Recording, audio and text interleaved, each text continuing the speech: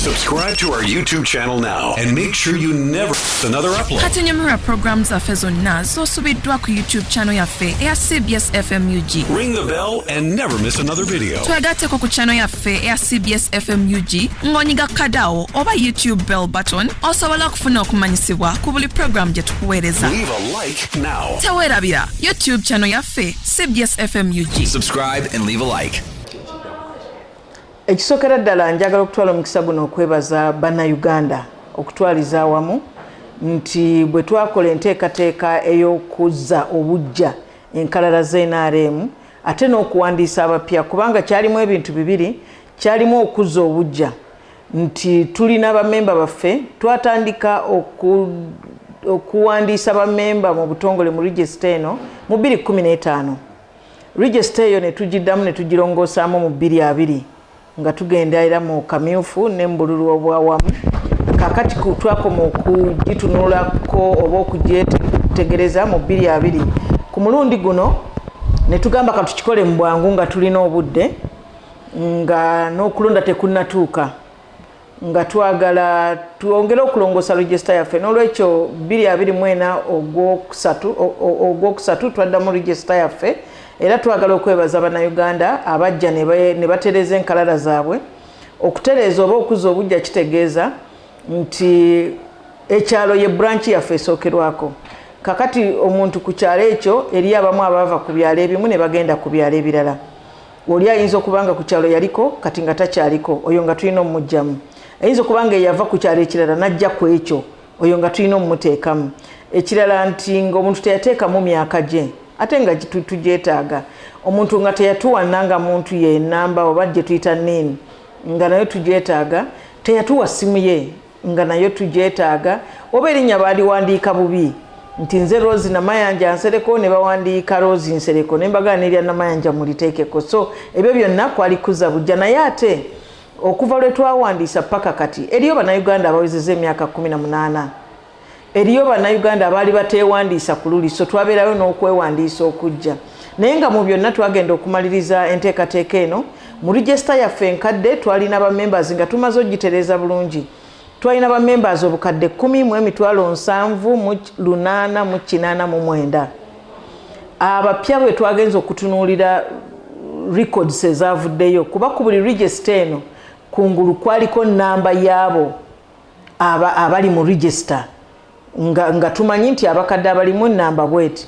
Kati n'abapya abajjako twagenza okugattagatta mu register zonna nga twafunye abapya 7,763,579. So omugatte ogwa register enkadde n'abapya be twafunye nga bali bamemba 18,336,468.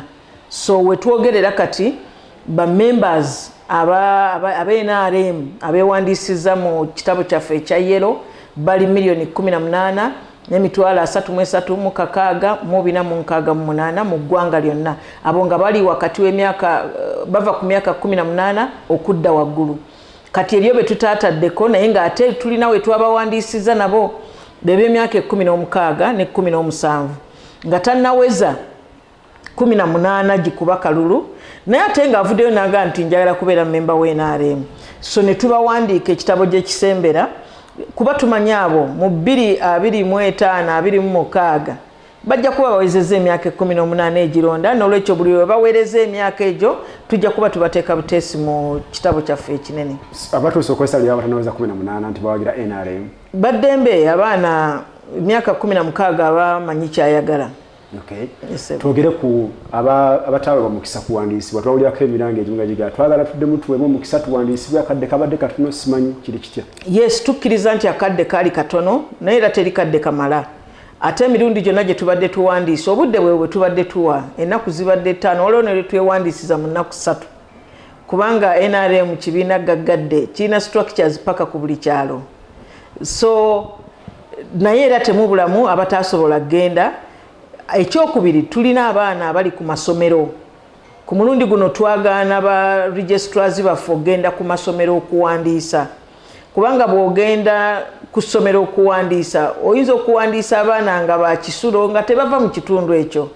So ne tugamba nti tugende bwe tunaamala okubiteeka mu kompyuta kye tuliko kati tujja kuzaayo enkalala zino nga tetunnaba kulonda naddala okulonda structures zaffe ez'ekibiina naye tujja zizaayo mu kiseera kya luwummula abaana nga bakomyewo awaka kati omwana oyo waddembe okujja ye kennyini ng'ali mu luwummula bw'aba ali mu luwummula ng'akomyewo awaka kiba kitegeeza wa kitundu ekyo bagenda tujja bawa omwaganya mukadde ako tujja kuwa n'omwaganya abo abasussa abatali bayizi naye ng'ate tebasobola kudda kwewandiisa kati bwe tunaamala ebyo byonna ebitabo byaffe bino bijja kubeerayo ebbanga lyonna ng'omuntu wayagalira agenda yeewandiisa naye mu nteekateeka eno eya mangu ey'omuggundo twayagadde tusooke tukole process eno oluvannyuma registration yaffe erina kubeera continuous. Twogere mu kalulu ka 2021 era yakola bulungi mu central wano naye kati ku mulundi guno deputy SG atava mu central kuva Bulemeezi. NRM teyakola bulungi mu central region naye abaganda tugamba nti ekigo ekimu tekirabira baana kuyimba naye era ate si gwe gusoose awalala wangi NRM bagiwangulako mu mambuka nefuna 11%. Eteso batuwangula mu 26 ne tubanga twafunayo ababaka basatu bokka. Ekaseese batuwangudde emirundi 2 erukunjiri batuwangula emirundi 2 naye kati bwe twogerera yonna twawangulayo naye nga twawangulayo tuti era ly'eddagala lye tugenda okukozesa hano ku Buganda ti bwe batuwangula nga bwe batuwangula mu Buganda twatuula wansi ne tumanya obuzibu bwaffe buli luddawa amaanyi gaffe gali luddawa kiki kye tutaakola bulungi kye tulina okutereeza oba oli awo n'okutandika nga bukyali ku mulundi guno kyekimu ku ebyo. So mu buli district sigamba nti ffe tetutunulira Buganda yonna ng'eyawamu kubanga wadde tuli Buganda naye ate Buganda eyawukanamu walimu ebimu ebyawukana. Ensonga ez'amaanyi mu Greater Luweero ziyinza obutabeera nga ze zisinga okuba ez'amaanyi mu Greater Masaka, ziyinza okuba nga si ze ez'amaanyi mu Greater Mbende. Nti olina ebitundu nga birimu bavubi ensonga zaabwe tezenkanankana na z'abalunzi buli bamu balina ebitundu ensonga ez'enjawulo n'olwekyo tulina enteekateeka namutaayika yaggwadda ku buli district okulaba nti NRM yeddiza ebitundu bino ebya Buganda. Dr. Besigye yazima okutalaaga eggwanga Robert Kyagulanyi n'atalaaga eggwanga ku mulundi guli Dr. Besigye tiyasituka kunaasituse simanyi kino kireka wa NRM tetumugaana kuddamu kusituka mulundi gwa kutaano era alina eddembe lye ery'obwebange okwesimbawo naye bw'abanga yeesimbawo emirundi ena nekitasoboka ne ku mulundi guno ffe tuli beeteefuteefu ffe ogwaffe amaanyi gaffe tugomalira ku ffe ffe nga ffe biki mu kifo ky'okutunuulira obunafu bw'abalala ffe kitutunuulira maanyi gaffe gali ludda wamu NRM. Amaanyi gaffe gali mu bantu, amaanyi gaffe gali mu ebyo bye tusuubiza ne tubikola. N'olwekyo oba Dr. Besigye oba Mwami Kyagulanyi bonna balina eddembe lyabwe okukomawo okwesimbawo, naye tumanyi nti NRM yemu kubi oba kyekibiina ekisobola okuwangula oba okufuna obululu mu ggwanga lyonna. Nti si kufunako wano naafunako wano naafunako nawe era kyekiremesa abalala. N'olwokuba tukola services ezigenda mu ggwanga lyonna kiba kituyambako. Ku mulundi guno ebimu ku bintu bye twasuubiza bannayuganda ze ssente za parish development model n'emyoga. Omuntu yenna atwala ekintu ekyo ng'ekyokusaaga ffe tutunuulira mutunuulire, kubanga twayogeranga ku kyemyoga ne bagamba nti babalimba teziriyo. Ababaka baali bakajja mu kisanja kino ne babasobozesa okugenda mu ku ground balabe oba gyebiri kyababuukako, era kyovula tebakyabyogera kubanga buli constituency yafuna obukadde obusoba mu 507 ku buli constituency mu constituency 353 era bannayuganda ne beewola ssente ezo.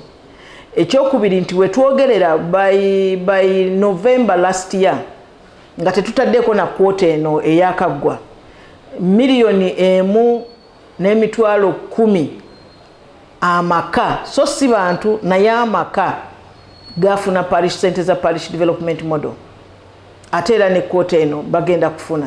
So mpola mpola ffe tuli ku mulimu gwaffe manifesto yaffe tutambula bulungi bye twasuubiza bannayuganda we are following up era tumanyi nti babiraba kuba betemerago mutidde ku Dr. Besigye ne Kyagulanyi Ssentamu teminago abatiisa nga NRM bonna mbala kyenkanyi ne bwe beegatta kuba bulijjo batera okwegatta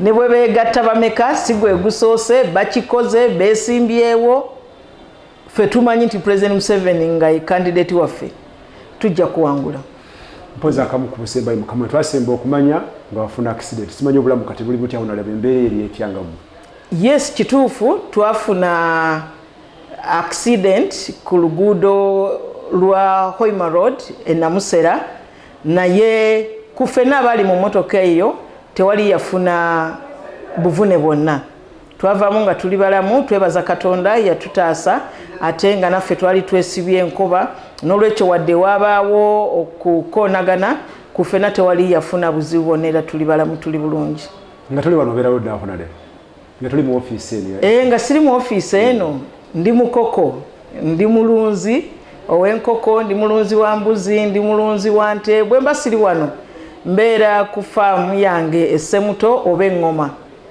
so mbeera mu byabulimi byebisinga okunyanguyira nembeera ne mu byekkanisa yange ey'aba Seventh Day so basically bwe budde bwange bwe bumala ne famire awaka ebyo byensinga okubeeramu tumaliriza n'ensonga y'abasuubuzi nga bw'oli omulunzi naawe kyemmanyi okukwatako obutereevu kituufu ensonga y'abasuubuzi eyekalakasiza mu kibuga Kampala ebizimbe babisibye bigale n'olunaku lwajjo wiiki ewedde yonna nga tuli ku musolo gwa influenza ogwogerako ensonga y'abasuubuzi ndowooza nti ekisookera ddala emisolo tugyekenneenya ffe ng'ekibiina of course parliament yekola ebintu bino yeteekawo amateeka parliament bwemala okuteekawo amateeka ago ate ne revenue authority nekola enteekateeka ey'okulaba eteeka etya amateeka gano mu nkola kati oba oliawo waliwo ebintu mu nteeka mu nkola waliwo ebinyigiriza abasuubuzi Uganda tuli obukadde 45 naye abalina bizinesi bali obukadde 19